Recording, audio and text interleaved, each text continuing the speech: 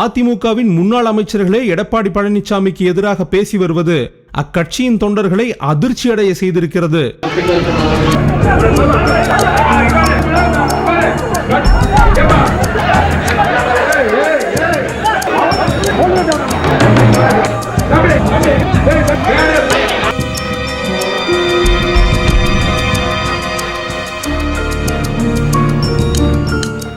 தமிழகத்தின் பிரதான எதிர்க்கட்சியான அதிமுகவில் உட்கட்சி பூசல் நாளுக்கு நாள் தொடர்ந்து அதிகரித்து வருகிறது. 2026ஆம் ஆண்டு நடைபெற உள்ள சட்டமன்ற தேர்தலை முன்னிட்டு தமிழகம் முழுவதும் கள ஆய்வு கூட்டங்களை நடத்த வேண்டும் என அக்கட்சியின் பொதுச் செயலாளர் எடப்பாடி பழனிசாமி கடந்த சில மாதங்களுக்கு முன் தெரிவித்திருந்தார். இதுதான் அதிமுகவின் தற்போதைய நிலை என்ன, அக்கட்சிக்குள் நடந்து வரும் கோஷ்டி மோதல்கள் எப்படிப்பட்டது என்பதை வெளிச்சம் போட்டு காட்டியிருக்கிறது.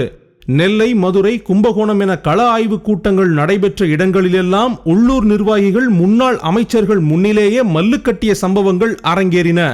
சென்னையில் ஞாயிற்றுக்கிழமை நடந்த கூட்டமும் கைகலப்பில் முடிய வடசென்னை கிழக்கு மாவட்ட அதிமுக செயலாளர் RS ராஜேஷ் மீது அதிமுக உறுப்பினரே காவல்துறையில் புகார் அளித்திருக்கிறார். இதைத் தொடர்ந்து தண்டையார்பேட்டை போலீசார் இது தொடர்பாக விசாரணை நடத்தி வருகின்றனர். ஜெயலலிதா காலத்தில் அதிமுகவின் உட்கட்சி விவகாரங்களை அறிந்து கொள்ள 4 குழு அமைக்கப்பட்டிருந்தது. அதே பார்முலாவை பின்பற்றிய எடப்பாடி 10 பேர் கொண்ட கள ஆய்வு குழுவையும் உருவாக்கினார். இந்த குழுவில் முன்னாள் அமைச்சர்கள் KP முனுசாமி, திண்டுக்கல் சீனிவாசன், நத்தம் விஸ்வநாதன், தங்கமணி, வேலுமணி, ஜெயக்குமார், CV சண்முகம், செம்மலை, வளர்மதி, வரகூர் அருணாச்சலம் ஆகியோர் இடம்பெற்றிருந்தனர்.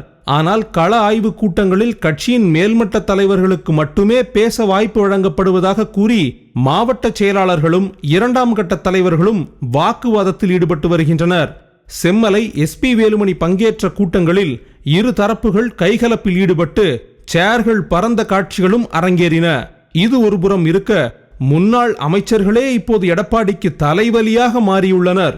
அத்திக்கடவு அவிநாசி திட்டம் நிறைவேற்றப்பட்டதை தொடர்ந்து நடத்தப்பட்ட விழாவில் எடப்பாடி பங்கேற்ற நிலையில் அதிமுக முன்னாள் அமைச்சர் செங்கோட்டையன் விழாவை புறக்கணித்திருந்தார். ஜெயலலிதா, MGRின் புகைப்படங்கள் இல்லாததால் தான் விழாவுக்கு செல்லவில்லை என செங்கோட்டையன் விளக்கம் கொடுக்க, அரசியல் கலப்பு இருக்கக்கூடாது என்பதற்காகவே புகைப்படங்கள் வைக்கப்படவில்லை என ஜெயக்குமார் மொரட்டு முட்டு கொடுத்திருக்கிறார். இதைத் தொடர்ந்து டெல்லியில் அதிமுக அலுவலக திறப்பு விழாவையும் செங்கோட்டையன் புறக்கணித்திருக்கிறார். என்னை வளர்த்து ஆளாக்கிய தலைவருடைய திருவுருவ படங்கள் இல்லை, அங்கே செல்லவில்லையே தவிர இந்த கவனத்திற்கு அந்த அத்திக்கடவு அவனாட்சி திட்டத்துடைய அந்த கூட்டுக்குழுவிற்கு அன்றைய வருகை தருகிற போதே அது அவருடைய கவனத்திற்கு நான் சொல்லியிருக்கிறேன்.